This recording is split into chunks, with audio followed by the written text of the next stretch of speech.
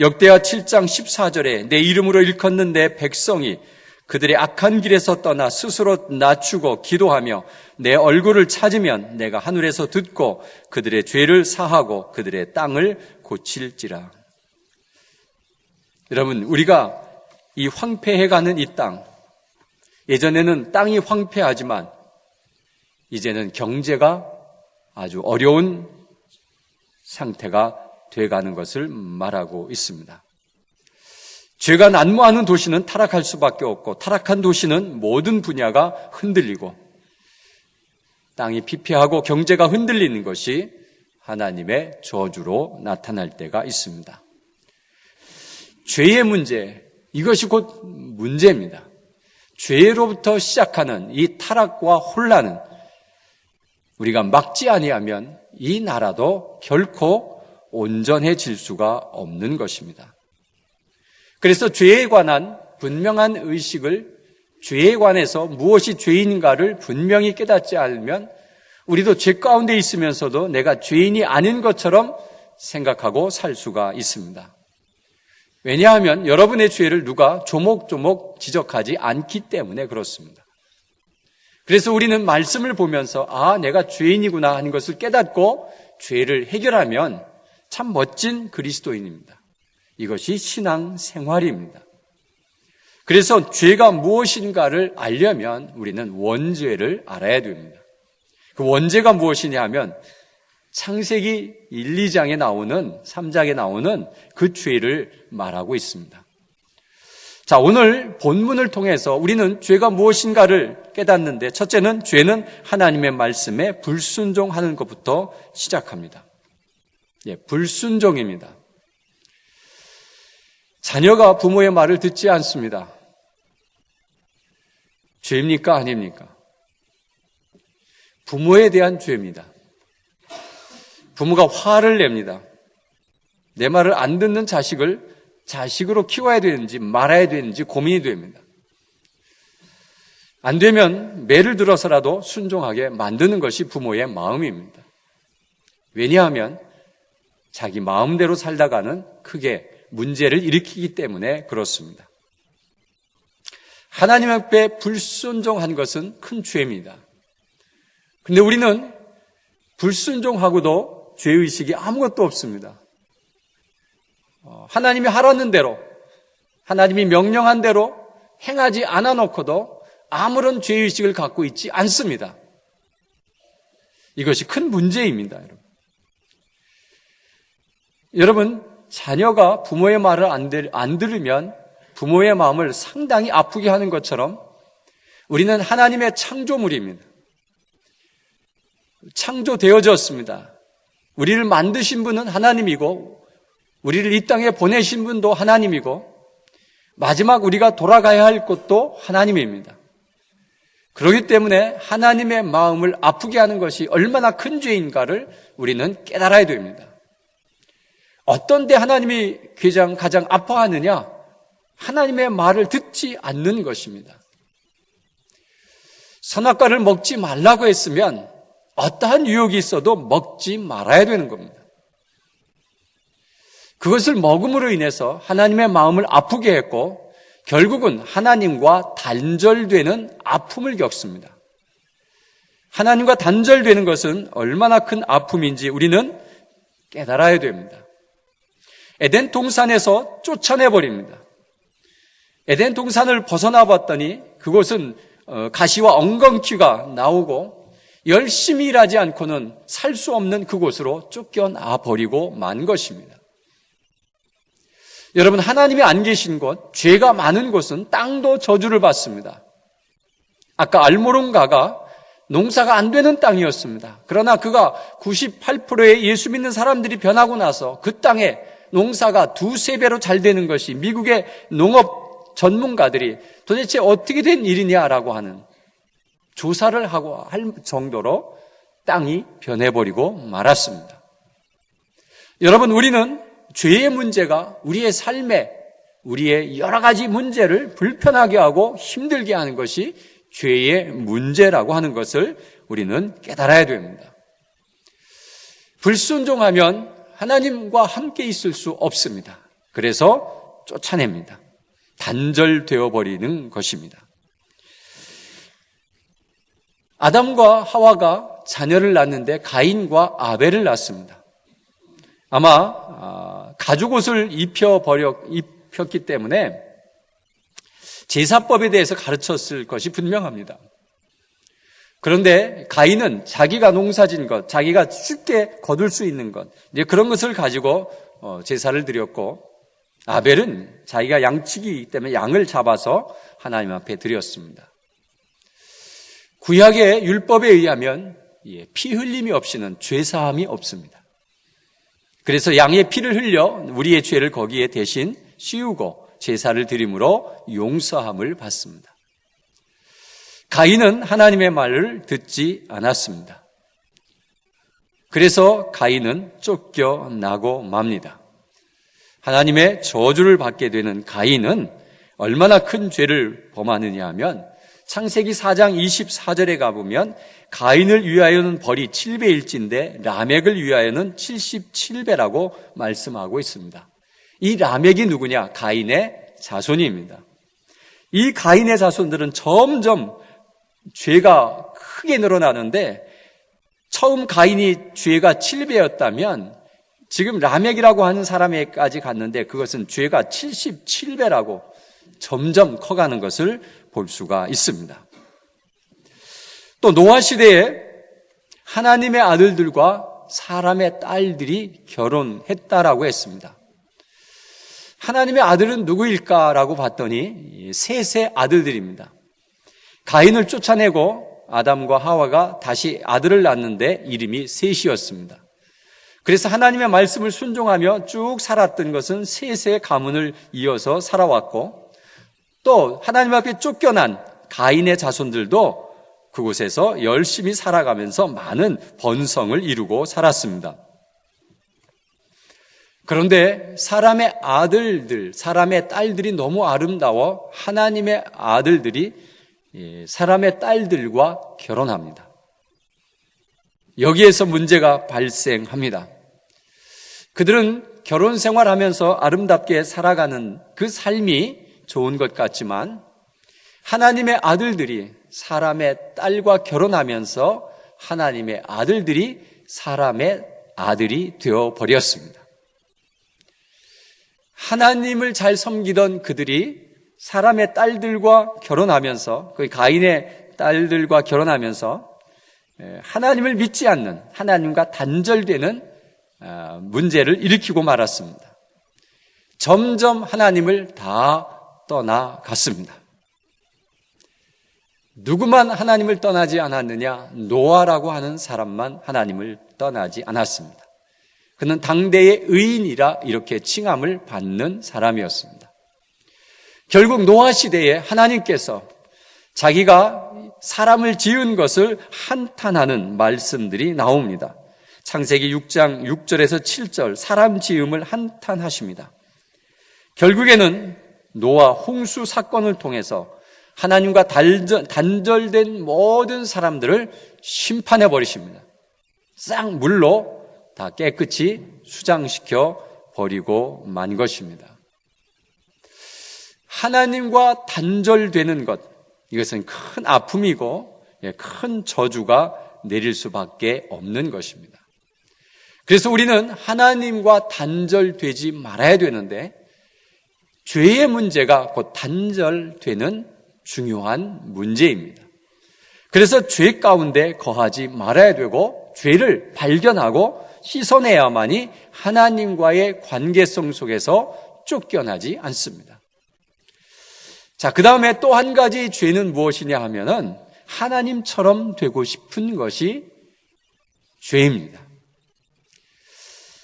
뱀이 유혹합니다. 에덴 동산에 있는 과실을 먹지 말라 하더냐?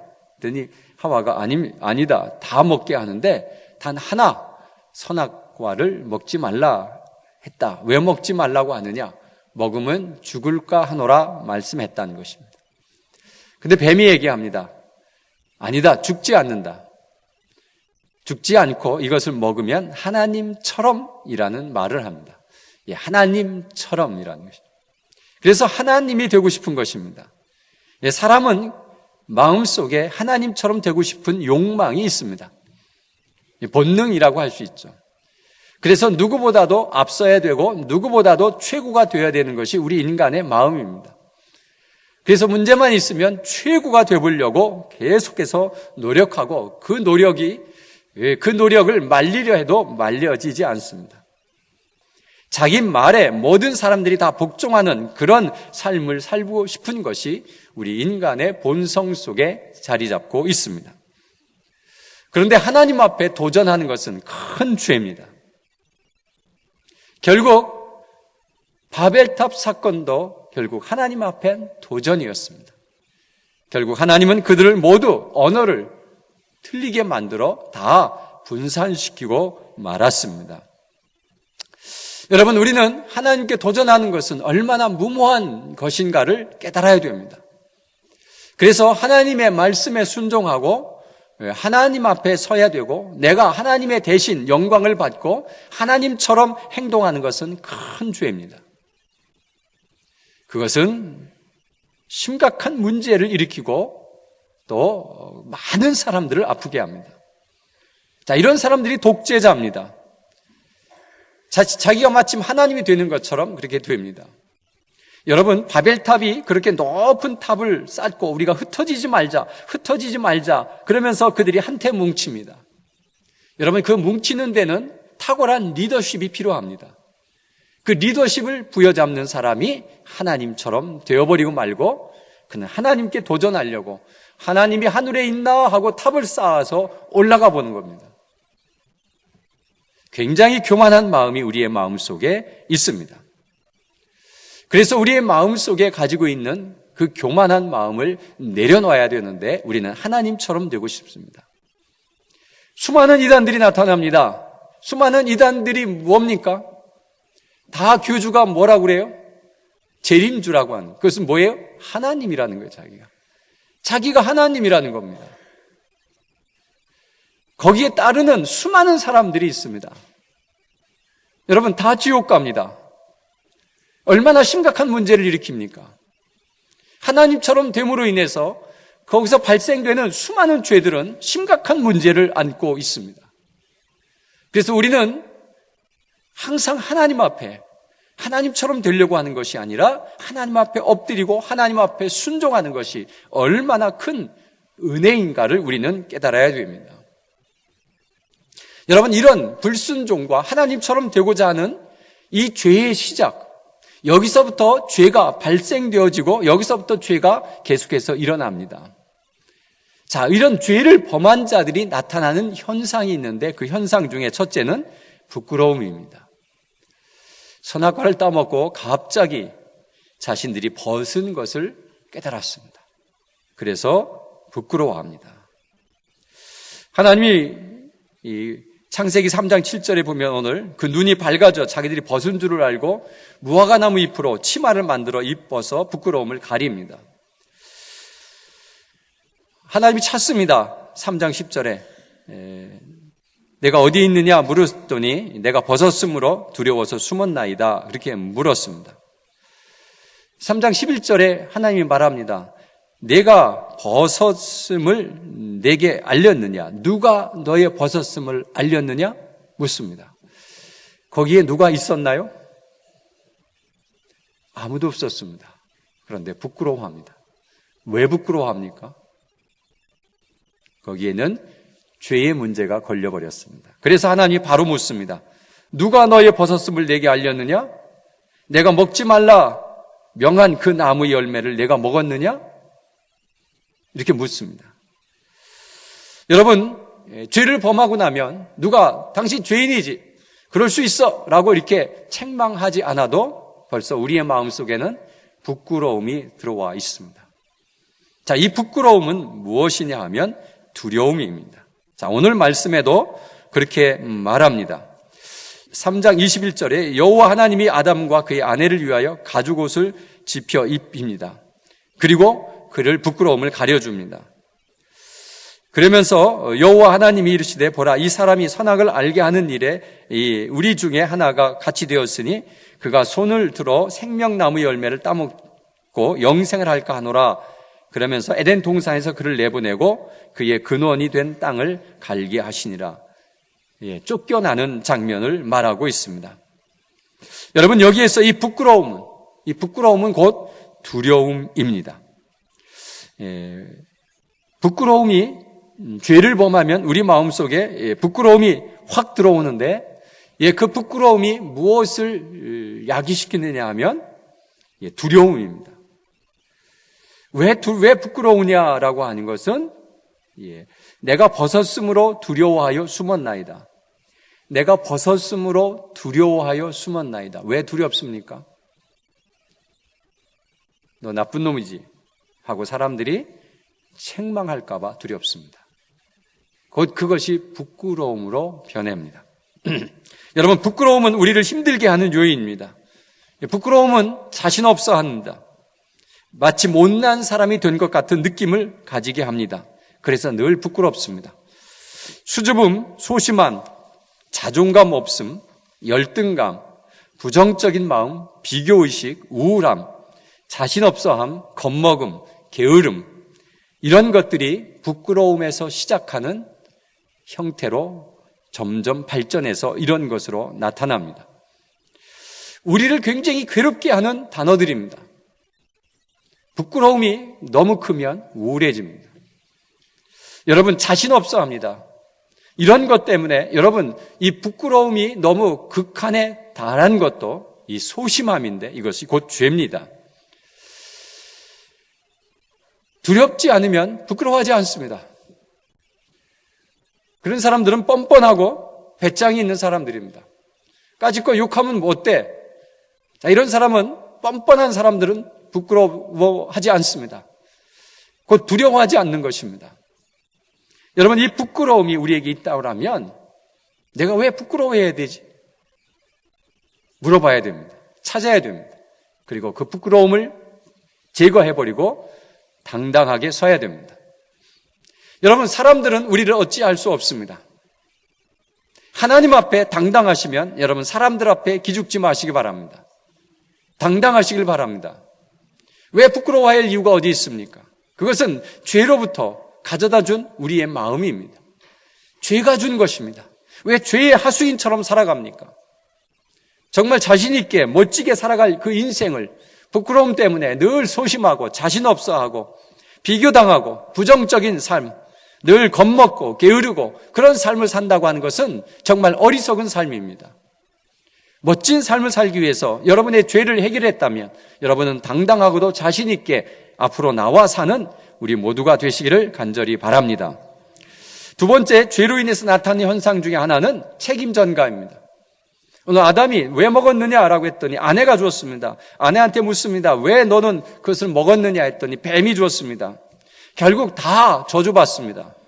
전가시킨다고 벌 안 받는 것 아닙니다. 근데 우리는 늘 책임 전가하는 버릇이 우리에게 있습니다. 그것이 무엇이냐? 죄로부터 온 사건입니다.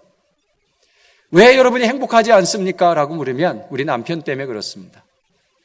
저 인간이 아주 우리 가정을 힘들게 합니다. 왜 행복하지 않습니까? 수입이 적어서요. 우리 남편의 수입이 적어서요. 또 남편에게 물으면 아내가요, 살림을 제대로 못합니다.